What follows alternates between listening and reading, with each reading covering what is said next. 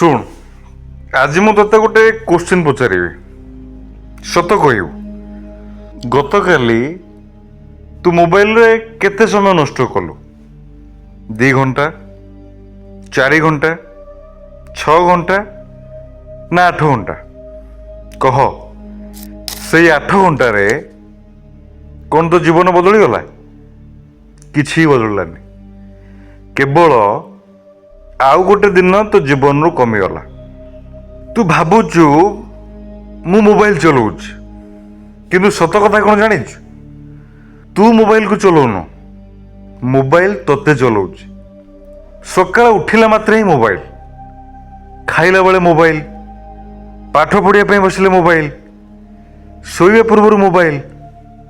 ଏଇଟା ଗୋଟେ ଜୀବନ ନୁହେଁ, ଏଇଟା ଗୋଟେ ଆଡିକ୍ସନ୍, ମାନେ ନିଶା।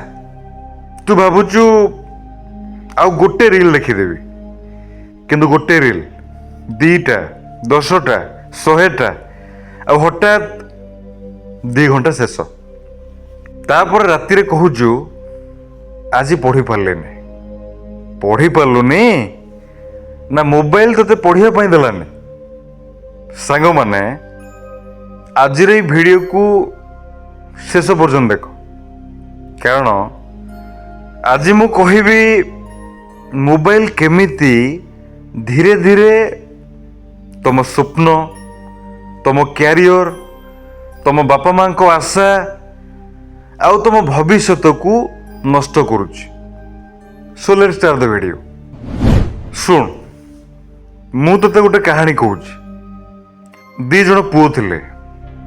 ସେ 2 ଜଣ ଯାକ ଗରିବ ଘରର। ଦୁହିଁଙ୍କ ବାପା ଦିନ ରାତି ପରିଶ୍ରମ କରୁଥିଲେ। ଦୁହିଁଙ୍କ ମା ନିଜ ପେଟ କାଟି ସେମାନଙ୍କୁ ପଢ଼ଉଥିଲେ।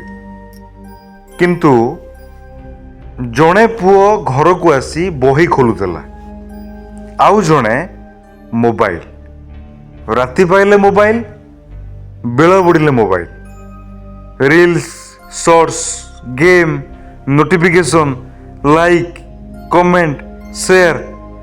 ତାକୁ ଲାଗୁଥିଲା କି ମୁଁ ମଜାକ କରୁଛି, କିନ୍ତୁ ସେ ଜାଣିନଥିଲା କି ତା ଭବିଷ୍ୟତ ଧୀରେ ଧୀରେ ତା ହାତରୁ ଖସି ଯାଉଛି।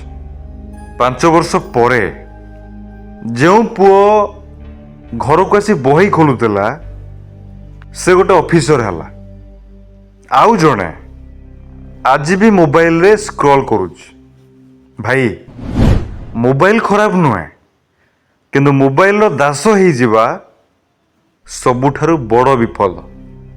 ତୁ ଭାବୁଛୁ ଆଉ ଗୋଟେ ଭିଡ଼ିଓ ଦେଖିଦେବି, କିନ୍ତୁ ୟୁଟ୍ୟୁବ, ଇନଷ୍ଟାଗ୍ରାମ, ଫେସବୁକ୍, ହ୍ୱାଟ୍ସଆପ୍ ତତେ ଧରି ରଖିବା ପାଇଁ ନା। ଏଥିରେ ହଜାର ହଜାର ଇଞ୍ଜିନିୟର କାମ କରୁଛନ୍ତି। ସେମାନଙ୍କ କାମ ହେଉଛି ତୋ ସମୟକୁ ନେବା, ଆଉ ତୁ ନିଜେ ନିଜ ଭବିଷ୍ୟତ ସେମାନଙ୍କ ହାତରେ ଦେଇଦେଉଛୁ। ଗୋଟେ କଥା କହ, କି ଶେଷ ଥର କେବେ ବିନା ମୋବାଇଲରେ 30 ମିନିଟ୍ ବସିକି ତୁ ପଢ଼ିଥିଲୁ? ମନେ ନାହିଁ ନା? କାହିଁକି? କାରଣ ମୋବାଇଲ ତୋ ମସ୍ତିଷ୍କକୁ ଏମିତି ଅଭ୍ୟସ୍ତ କରିଦେଇଛି କି 5 ମିନିଟ୍ ପଢ଼ିଲେ ହାତ ଆପେ ଆପେ ମୋବାଇଲକୁ ଖୋଜୁଛି। ଏଇଟା ଆଳସ୍ୟ ନୁହେଁ, ଏଇଟା ମୋବାଇଲ ଆଡିକ୍ସନ୍, ମାନେ ମୋବାଇଲର ନିଶା। ଶୁଣ, ତୁ ଜାଣିଛୁ ମୋବାଇଲ ତୋ ସମୟ ଚୋରି କରୁନି, ମୋବାଇଲ ତୋ ମସ୍ତିଷ୍କକୁ ଚୋରି କରୁଛି। ଆଜିକାଲି ତୁ 2 ମିନିଟ୍ ବି ଶାନ୍ତିରେ ବସିପାରୁନୁ। କାହିଁକି? କାରଣ ତୋ ବ୍ରେନ୍ ସବୁବେଳେ କିଛି ନୂଆ ଦେଖିବା ପାଇଁ ଚାହୁଁଛି। ଗୋଟେ ରିଲ୍, ଆଉ ଗୋଟେ ରିଲ୍, ଆଉ ଗୋଟେ ଭିଡ଼ିଓ, ଆଉ ଗୋଟେ ନୋଟିଫିକେସନ, ଏମିତି କରି କରି ତୋ ବ୍ରେନ୍ ଅଭ୍ୟସ୍ତ ହେଇଯାଇଛି ପ୍ରତି 10 ସେକେଣ୍ଡରେ ନୂଆ ଏଣ୍ଟରଟେନମେଣ୍ଟ ପାଇବା ପାଇଁ। ଏବେ କହ, ଏମିତିକା ବ୍ରେନ୍ ଗୋଟେ ବହି ଆଗରେ 1 ଘଣ୍ଟା କେମିତି ବସିପାରିବ? ସେଥିପାଇଁ ତୁ ପାଠ ପଢ଼ିବା ପାଇଁ ବସିଲେ 5 ମିନିଟ୍ ପରେ ତୋତେ ବିରକ୍ତ ଲାଗେ, ତୋତେ ପାଠଟା ବୋରିଂ ବୋଲି ଲାଗେ। ତାପରେ ତୁ କ'ଣ କରୁଛୁ? ମୋବାଇଲ ଉଠଉଛୁ, ଆଉ କହୁଛୁ ଆଜି ମୁଡ୍ ନାହିଁ। ନା ଭାଇ, ମୁଡ୍ ନାହିଁ ନୁହେଁ, ତୋ ମସ୍ତିଷ୍କ ମୋବାଇଲର ଦାସ ହେଇଯାଇଛି। ଶୁଣ, ମୁଁ ତୋତେ ଗୋଟେ କଥା ପଚାରୁଛି। ତୋ ବାପା ଯେତେବେଳେ ଖରାରେ କାମ କରୁଛନ୍ତି, ତୁ ସେତେବେଳେ କ'ଣ କରୁଛୁ? ରିଲ୍ ଦେଖୁଛୁ। ତୋ ମା ରୋଷେଇ ଘରେ ଝାଳ ନିଗାଡୁଛନ୍ତି, ଆଉ ତୁ କମେଣ୍ଟ ପଢୁଛୁ, ଲାଇକ୍ ଗଣୁଛୁ, ଆଉ ଭାବୁଛୁ ଜୀବନ ତ ବହୁତ ଏନ୍ଜୟରେ ଚାଲିଛି।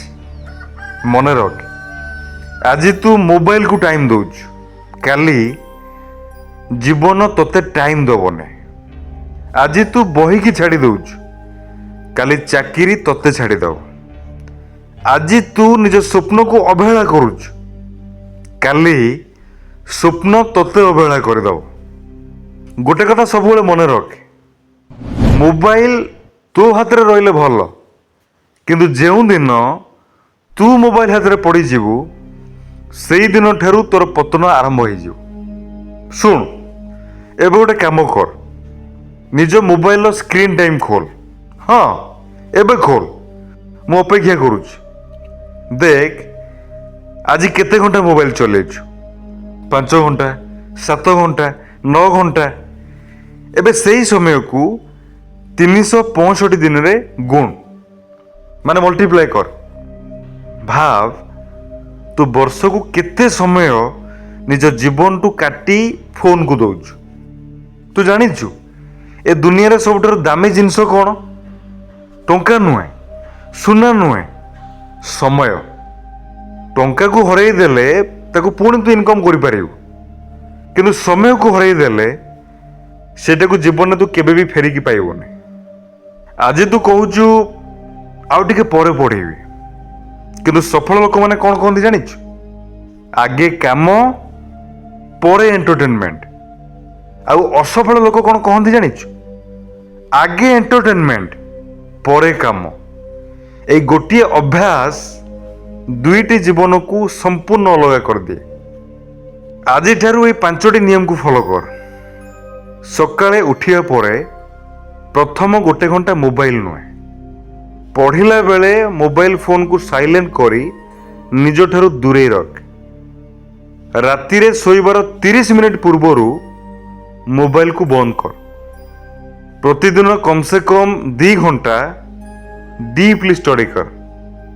ପ୍ରତ୍ୟେକ ରବିବାର ନିଜର ସ୍କ୍ରିନ୍ ଟାଇମ୍ ଦେଖ, ଆଉ ଆସ୍ତେ ଆସ୍ତେ ସେଇ ଟାଇମିଂକୁ କମା। ମନେ ରଖ, ମୋବାଇଲ ଠାରୁ ଜିତିଲେ ତୁ ନିଜ ଜୀବନକୁ ଜିତିବୁ, କିନ୍ତୁ ଯଦି ମୋବାଇଲ ତତେ ଜିତିଗଲା, ତାହେଲେ ତୋ ଡିଗ୍ରୀ, ତୋ ସ୍ୱପ୍ନ, ତୋ ବାପା ମାଙ୍କ ଆଶା, ଏ ସବୁ କିଛି ଧୀରେ ଧୀରେ ଶେଷ ହେଇଯିବ। ଶୁଣ, ଏବେ ମୁଁ ତତେ ଗୋଟେ ଦୃଶ୍ୟ ଦେଖେଇବି।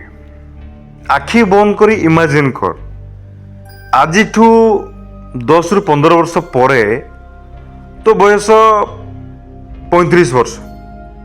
ତୋର ସାଙ୍ଗ ଯିଏ ଆଜି ପଢ଼ୁଥିଲା, ସିଏ ଗୋଟେ ବଡ଼ ଅଫିସର ହେଇଯାଇଛି। ତାର ନିଜ ଘର ଅଛି, ନିଜ ଗାଡ଼ି ଅଛି, ନିଜ ପରିବାର ଖୁସିରେ ଅଛି। ଆଉ ତୋ ବାପା ମାଙ୍କ ବୟସ ବଢ଼ିଯାଇଛି, ତାଙ୍କ ଆଖିରେ ଆଉ ସେଇ ଶକ୍ତି ନାହିଁ, ତାଙ୍କ ହାତ ଥରୁଛି।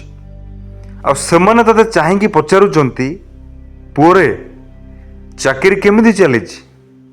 କିନ୍ତୁ ତୋ ପାଖରେ କୌଣସି ଉତ୍ତର ନାହିଁ, କାରଣ ତୁ ପାଠ ପଢ଼ିବା ସମୟରେ ବହି ବଦଳରେ ମୋବାଇଲକୁ ବାଛିଥିଲୁ। ସେଦିନ ତୁ କାନ୍ଦିବୁ, କିନ୍ତୁ ସେ କାନ୍ଦର ଶବ୍ଦ କେହି ଶୁଣିବେନି, କାରଣ ସମୟ କେବେ ବି ଫେରି ଆସେନି। ପଶ୍ଚାତାପ କଲେ ସେତେବେଳେ କ'ଣ ଥିବ?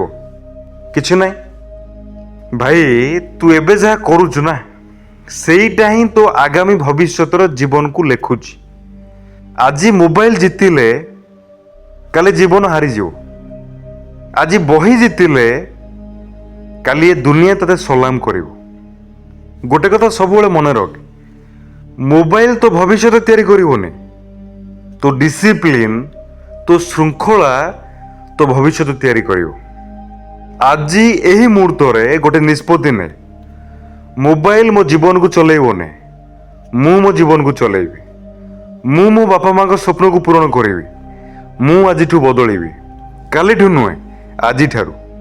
ଯଦି ତୁ ସତରେ ଆଜିଠାରୁ ମୋବାଇଲର ନିଶା କମେଇକି ନିଜ ଜୀବନ ବଦଳାଇବାକୁ ଚାହୁଁଛୁ ତାହେଲେ କମେଣ୍ଟରେ ଲେଖ କି ଆଜିଠାରୁ ମୁଁ ବଦଳିବି। ସାଙ୍ଗମାନେ ଏଇ ଭିଡ଼ିଓକୁ ସେଇ ସାଙ୍ଗସାଥିମାନଙ୍କ ପାଖକୁ ସେୟାର କର ଯେଉଁମାନେ ଦିନ ରାତି ମୋବାଇଲରେ ସମୟ ନଷ୍ଟ କରୁଛନ୍ତି। ମନେ ରଖ, ମୋବାଇଲ ତୋ ହାତରେ ରହିଲେ ସେଇଟା ଗୋଟେ ସାଧନ, କିନ୍ତୁ ଯେଉଁଦିନ ତୁ ମୋବାଇଲ ହାତରେ ପଡ଼ିଯିବୁ ସେଇଦିନ ତୋ ସ୍ୱପ୍ନ ମରିବା ଆରମ୍ଭ ହେଇଯିବ। ଜୟ ଜଗନ୍ନାଥ।